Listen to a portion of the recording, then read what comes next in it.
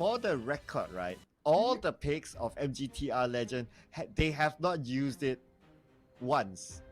Not even once during the Kohai tournament. So, I mean, Zero. MGTR, zero, none of it. So, for the record, I mean, they have the most insane hero pool that we have seen so far based on the data.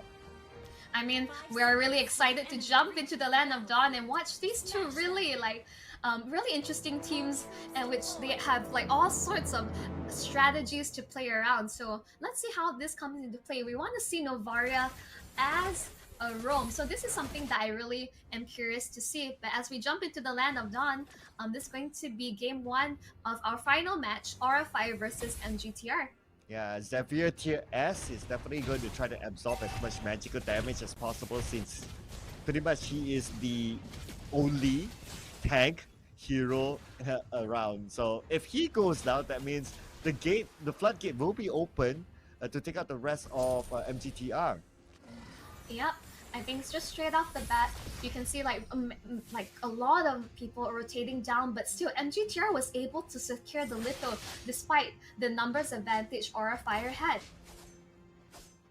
So right now, looks like both sides, I wouldn't say that they're really respecting each other just yet. You can see a lot of movement from MGTR as well. I think what they want to do is that they want to try to get Aura into their tempo instead of allowing Aura to dictate the map.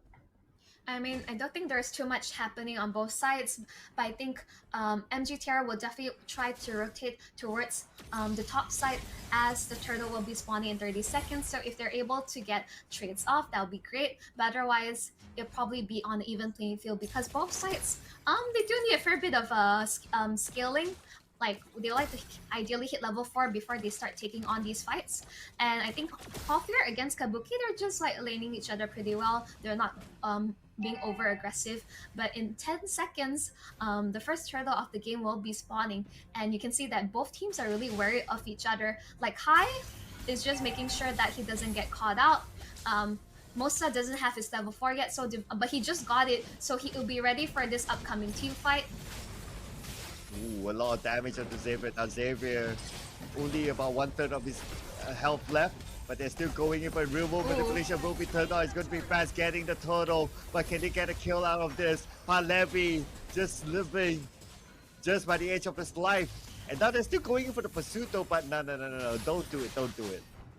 Yeah, I mean, like MGTR, like I'm seeing the jungler. All right, it's like he's really on point with these retribution timings. And I understand that it's a Lancelot versus a Fredrin, so there's definitely a bit more damage like advantage for the Lance. But I think overall really on point in these timings. Interesting start here for MGTR, a team that has the widest hero pool so far in this tournament. Let's see if they can pull off a surprise just like what Tiger Wong did earlier on. But now with that turtle secured, okay, if I kind of look at it, right, despite the turtle secured, but it's not like that goal lead was above Aura at some point until now.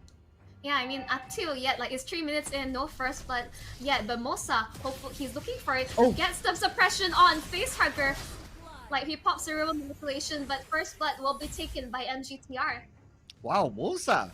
Wow, that was really on point. And I think it was at the moment where Facehugger, he used the flicker, but Mosa was like, okay, his Divine Judgment. His Divine Judgment and the flicker was like split second, and it managed to land. Yeah, I think it's really just split second. I think like Facehugger as well as Mosa really timed their flicker, but Mosa was just faster, and that Divine Judgment did connect on time. Wow, I mean, that was a really strong mechanical skills that's shown by Mosa. We can expect more as the game goes by. But right now we can see Aura playing in the middle at the top. Well, Xavier is just being annoying. I mean, already at this point that Xavier is already like the fact that he didn't die in that earlier fight ensures that, you know, he will be able to live up to his name. And these like Hawfire and Kabuki really pushing their limits. They are taken fairly low. Again, Facehugger is taken out. Oh, and now they want to try to steal the buff away. But looks like a counter comes in and Palevi beautifully counter engaged, but still MGTR surviving all that. Now they're trying to take out the Xavier, but nope, you don't go all out onto an Uranus. Now here's the thing, they're taking out a face hugger so early on where even if Palivi is able to land like a really good penalty zone onto multiple targets, there is not enough damage when face hugger is down.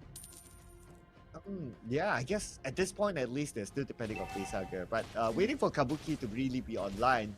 But because of the fight on top, Kabuki has a lot of space to farm. I would say for both sides, like for Hawfire as well as Kabuki, like they kind of left their own devices. They they just match each other in wave. That's why both sides will not be able to land the kill. You can see that Kai is supporting the Beatrix. Not sure if they're able to like poke the Brody out. He's trying to recall, but it does seem like they're on the edge. But yes, the turtle has been slain. Yeah, got the retribution right on point this time, but they're going in for the chase onto Palevi. Palevi could be the next one to go down. It's going to be 3 kills so far for MGTR. Wow, looking good. Oh, real world manipulation. Claymore, super low, but still managed to get away. Oh, the snipe. Ooh, where did that come from? All the way downtown, and it's going to be double kill. Aura taking 2 back. I'm sorry, like I was so distracted because all I could see was Wait, the what? Brody, but straight up, like the snipes coming in from both Hai as well as Kabuki really coming in. Wow, Kabuki all the way downtown to get that snipe. And Mosa was at like what?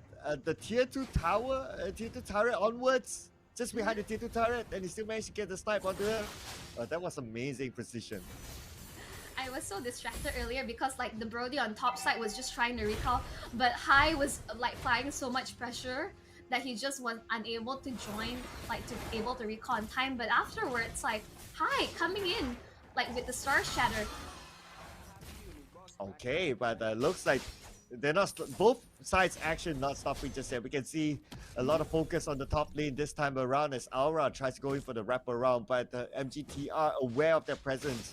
Gets away, repositions himself, and starting the fight onto Palevi. Palevi goes in now with the real world manipulation. Currently on Facehugger gets the kill onto Mosa. At the same time, Kabuki going in for the backline. But Xavier, can he stand? Can he withstand the damage any longer? The answer is no. Yeah, I think like no matter how tanky and sustainable Uranus can be, in the 1v3 situation in 7 minutes into the game, Uranus will not have enough levels as well as items to sustain. Claymore being poked out, Van is really pushing it. Oh, okay, and they're really pushing the top lane as well, putting a lot of pressure onto MGTR, not allowing them to come and give support towards Halfir. So I think instantly you see the shift in gears. Oh, Halfir torn apart memory has been expended. Doesn't really just to clear up the wave, and he'll be able to get out and towards safety. That was a really close call. But our Fire, knowing that they have the advantage, will be able to take this turtle. Yeah, at the bottom lane as well. As usual, Mosa. Uranus being very annoying, but now Mosa all alone better get away. Ooh, that was a close one. Yeah, here's the thing. I was always thinking like how terrifying it is. There is a Beatrix, Palevi, like really poked out, has to pop the flicker in order to get out. But on top side, Hawfire playing with fire, torn apart memory, not going to be able to now damage Mosa. Palevi! Yeah, Mosa really. Like just so Star Shatter doesn't quite connect, like Kabuki will also not be able to snipe down that bird. That was a close one there. Palevi came in from the other side, but he reacted quick enough for him to avoid the Palevi that would clash into him. And Xavier, as usual, being a Uranus, he tried to open up the other side of the lane. So I was thinking that they have Novaria and Beatrix, and they both have sniping potential, like basically long range, like the amount of pressure MGTR is in. Like I'm really amazed that they're doing so well amongst all these special. Oh, Xavier, what is that damage? Wow, that damage immediately takes down a tank. And if a tank can go down that fast, well, MGTR better fear. I mean, that's the danger of the Beatrix. It's like Nibiru's passion being popped. Just there was no way out of that.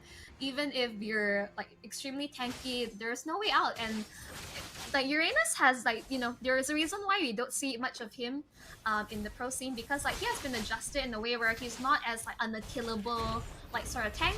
But it seems like Kabuki just doing Beatrix things, sniping down the turrets, like it's nothing. He will be able to get it. Yeah, or no. Not Yeah, yet. he does. Yeah, he does. I mean, it's just one hit away. So if we gotta think about it, MGTR does not have pushing potential, not as much as Aura. So Aura with the pushing potential, now they're putting a lot of pressure onto MGTR, and most of the turrets are down now. Yeah, in the Aura Fire slowly leading in terms of 4K, will be getting all the objectives. Yeah, oh, Hai actually stole that. Oh, okay, that is really. He used his like did he use his retribution for it? I think it was on cooldown. Yes, Fans was unable to get the purple, and he was nowhere able to contest for the Lord. Aura Fire, they're doing this like really well in terms of the overall map control. Thorn Rose, Fans will be able to sidestep that, but not sure for how long. Or Aura Van is just on thinking at this point.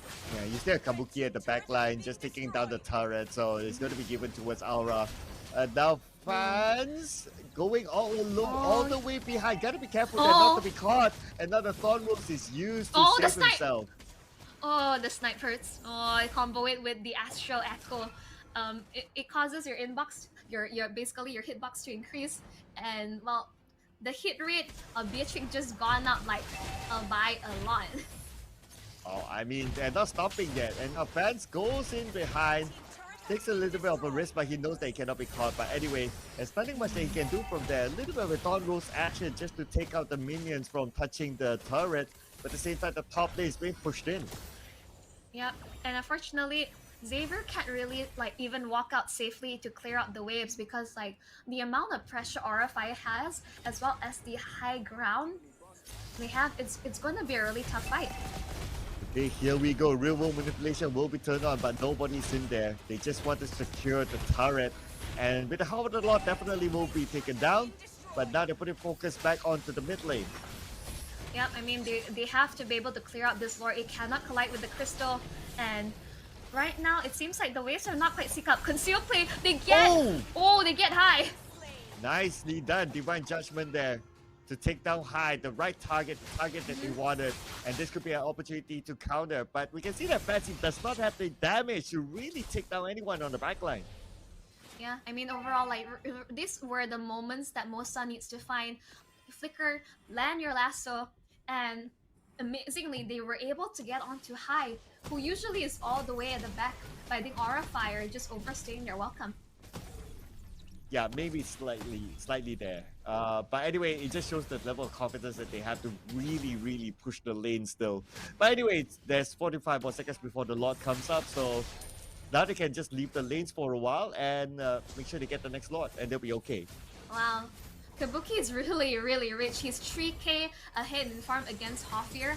I mean, this can be expected when his rest of the team is just like poking MGTR back in towards their base. Yeah, again, MGTR, they can't really come out. Yes, they would have wanted the orange buff, but with that on it, okay, they're going to try to contest it. Right now, we can see that looks like Van managed to get the orange buff, so a little bit of a disappointment for MGTR.